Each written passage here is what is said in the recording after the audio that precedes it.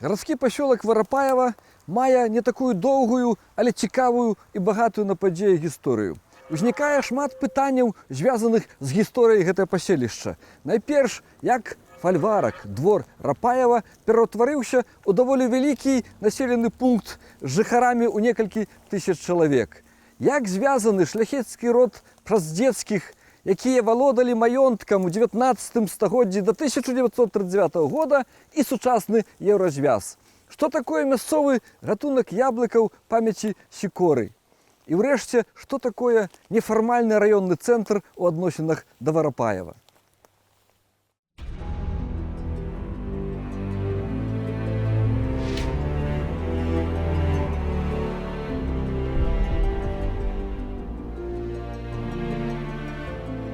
Варапаева, гарадскі пасёлак у Пастаўскім раёне Віцебскай вобласці, яшчэ нядаўна лічыўся паселішчам з кароткай гісторыяй, пачаўшы ад 19 стагоддзя. Але нядаўна высветлілася, што з гэтым мястэчкам усё ў парадку. Першыя пісьмовыя згадкі датуюцца 1558 годам ці на 4 стагоддзі раней. Дакументы згадваюць не толькі Станіслава Варапая, ад прозвішча якога па ўсёй верагоднасці і паходзіць назва, але і грунты варапаеўскія і дарогу ад Варапаева да Дунілавіч. Прыгажосці пасёлку Варапаева дадаюць навакольныя азёры, маляўнічая адметнасць шмат якіх мястэчак Полатчыны. У 60-е гады 19 стагоддзя тут усё яшчэ быў фальварак, на карце абазначаны як двор Рапаева. А істотныя змены пачаліся пад самы канец 19 стагоддзя, калі ў 1897 годзе праз Варапаева прайшла чыгунка. Спадарня Аліна, што засталося Варапаева ад Пшаздзецкіх? Ад Пшаздзецкіх у Варапаеве засталося некалькі будынкаў, а таксама пярліна Варапаева – гэта парк. У ім захавалася з таго часу мост, захавалася лядоўня, і ў парку гэтым вельмі многа рэдкіх парод дрэў.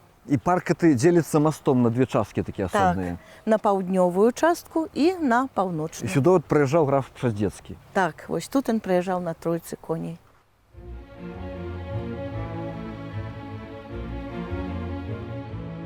Пшаздзецкія заможны шляхецкі род у Рэчы Паспалітай гербу Рог-3.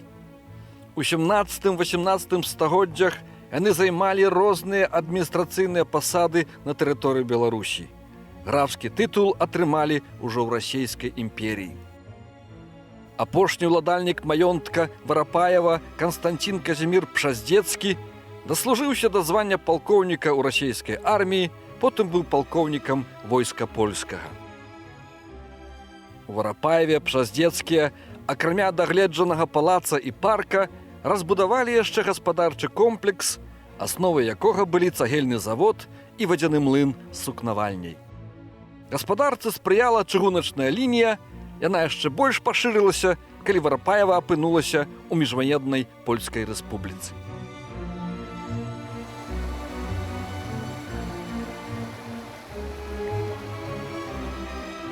Спадарня Аліна, гэта цікавостка Варапаева. Раскажыце пра гэты млын. Вадзяны млын быў пабудаваны ў часы графа Канстанціна Пшаздзецкага. У той час яму належалі тут 3 млыны: паравы, ветраны і вадзяны. Гэта водны. Гэта водны млын. Трэба сказаць, што тут, акрамя воднага млына, у гэтым будынку знаходзілася таксама і сукнавальня. На тым баку моста была зроблена вялікая запруда. Яна, напэўна, як вялізнае возера.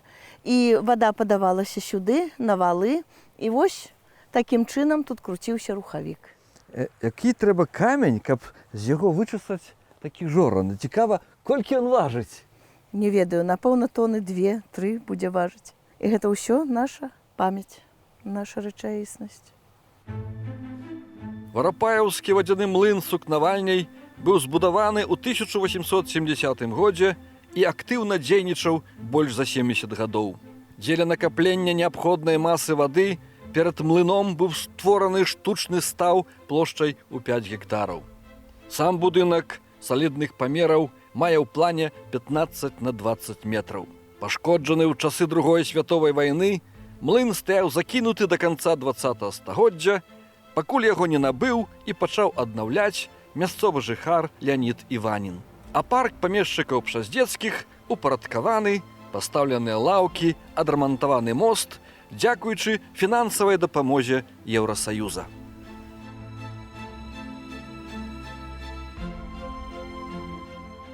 Ад гэтых будынкаў ад комплекса Пшаздзецкіх не ўсё ж асталося разбурана, нешта ж ацалела? Ацалеў будынак графскай адміністрацыі. Паглядзіце, які ён прыгожы. Гаворыць, што гэта прыблізная копія палаца Пшаздзецкага. Разбуранага пасля вайны ў вайну. Так. Але ён застаўся, ацалеў. І трэба сказаць, што ніводнага дня ён не пуставаў. Ён быў запатрабаваны усякай уладай. І польскай, і савецкай, і нямецкай заўсёды. Зараз у ім размяшчаецца Варапаеўская бальніца.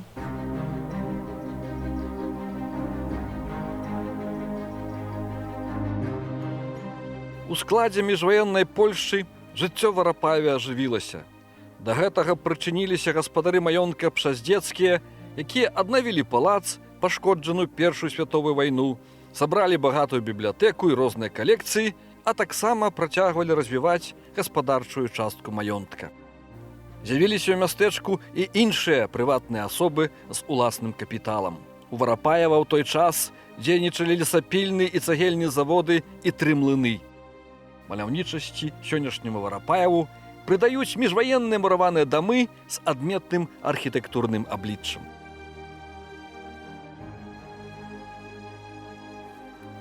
Я чытаў, што ад міжваеннага часу у Варапаеве захавалася некалькі цікавых будынкаў. Адзін з найцікавейшых будынкаў – дом Ражноўскага. Яны прыехалі з Расіі ў 17-м годзе і ў хуткім часе пабудавалі вось такі прыгожы дом. Граф Пшаздзецкі забараняў будаваць будынкі большыя за 2 паверхі, таму што яго палац быў менавіта 2 паверхі. Ён не хацеў, каб хтосьці іншы зрабіў большы. Але гандляр Ражноўскі пабудаваў 2-павярховы і ўверсе ў яго яшчэ мансарда. Ражноўскія гандлявалі газай.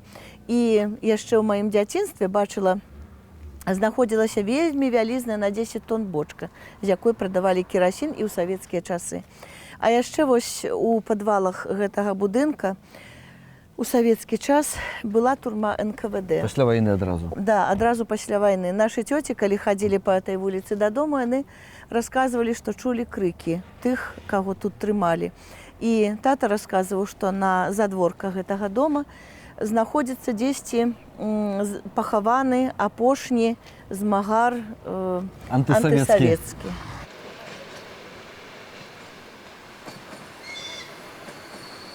Якую ролю у жыцці Варапаева адыграла чыгунка?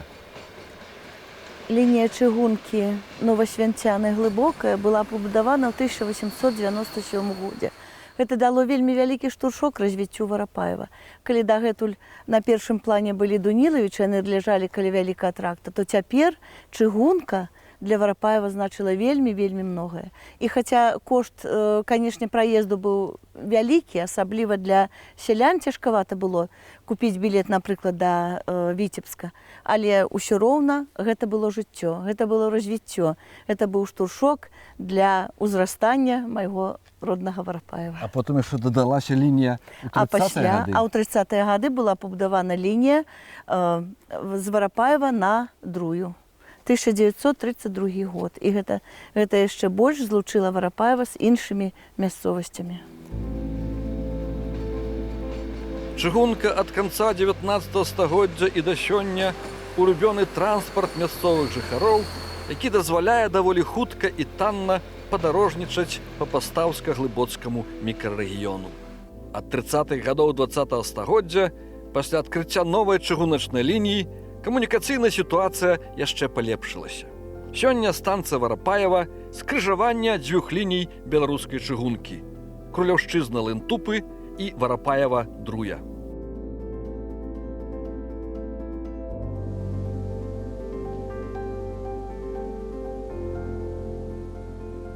Варапаеўскі касцёл ён новы, недаўні.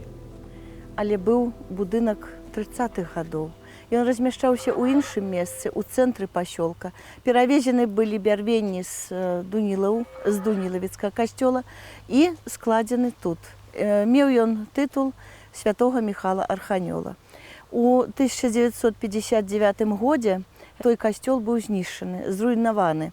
І у 59 годзе жыхар нашай вёскі, маёй роднай вёскі, знайшоў на руінах гэтага касцёла, знайшоў крыж металічны. Ён гэты крыж схаваў у сябе дома і потым прынеслі яго родныя гэты крыж у новы касцёл. А новы быў высвечаны ў 1997 годзе. І з'явіўся ён дзякуючы старанням і намаганням ксяндза Іоза Сабулька. Ён працаваў у Мосары, але амаль кожны дзень за 30 кіламетраў прыязджаў сюды і кіраваў будаўніцтвам. Таксама, акрамя ксяндза Іоза Сабулька, вельмі гераічна, я б сказала, мужна працавалі на будаўніцтве гэтага касцёла жыхары Варапаева. І мужчыны, і жанчыны. У асноўным, канешне, гэта былі людзі пенсійнага ўзросту. І вось такі вельмі прыгожы будынак узрос тут. І не толькі будынак, а тут фактычна паркавы ансамбль яшчэ з'явіўся побач з касцёлам. Я ведаю, што з Варапаева звязана дзейнасць знакамітага садавода Івана Сікоры. Ён працаваў у маёнтку графа Пшыздзецкага па запрашэнні менавіта графа з 1933 па 1937 год. Все маладым. Так, яшчэ маладым, але ў яго ўжо была сям'я. Сям'я засталася ў Алашкаўшчыне, ён тут быў адзін і заклаў вялікі плодагадавальнік. Размешчаны гэты плодагадавальнік быў на беразе ракі Заражанкі. Вось, тут не толькі вырошчвалі дрэвы, тут яшчэ таксама збіралі насенне для будучых яблынь. І урэшце рэшт у 1937 годзе граф сказаў Івану Сікору так: «Я задаволены тваёй працай, мне гэта вельмі падабаецца, але маім гасцям, маім знаём не падабаецца, што вы карыстаецеся менавіта беларускай мовай, а тут прынята польская. Пагэтаму прабачце, але, на жаль, я не магу больш мець вас за работніка». І Іван Сікора вымушаны быў паехаць да сябе на радзіму, да сям'і, у вёску Алашкі. Там ён жыў, але гэты плодагадавальнік застаўся, і ў Варапаеве яшчэ ў 60-е гады людзі маглі купіць яблыкі, маглі купіць трускаўкі з плодагадавальніка, таму што ў ім працавала дачка Івана Сікоры, Лідія Івановна Сікора. Знакаміты беларускі аграном-селекцыянер працягнуў сваю творчасць пасля вайны ўжо ў савецкай Беларусі. У ягоным доследным садзе на радзіме вёсцы Малыя Алашкі прайшлі апрабацыю больш за 1000 гатункаў яблынь, грушаў, сліваў, агрэсту. Найбольш удалым аказаўся гібрыдны гатунак яблыкаў нумар 1377, які афіцыйна названы памяці Сікоры. У Малых Алашках створаны музей і рэгулярна праводзіцца фестываль «Яблачны спас».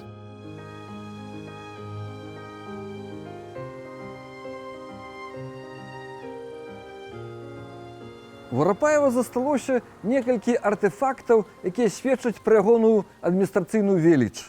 Калісьці пасля Другой святовай вайны хацелі размясціць раённы цэнтр у Дунілавічах, але фактычна ён размяшчаўся ў Варапаеве, пра што сведчаць будынкі. Закалочаны будынак райвыканкама і насупраць будынак райкама, які сёння выкарыстоўваецца пад дзіцячы садок, а паміж імі знаходзіцца самотны Ленін, да якога не вядзе ніводная сцежка, можна сказаць, к нему заросла народная тропа. Вёска Варапаева выросла да мястэчка, да гарадскога пасёлка дзякуючы двум чыннікам. Гэта буйны шляхецкі маёнтак, які прыцягваў людзей да пасялення, і две лініі чыгункі, якія ператварылі Варапаева ў чыгуначны вузел.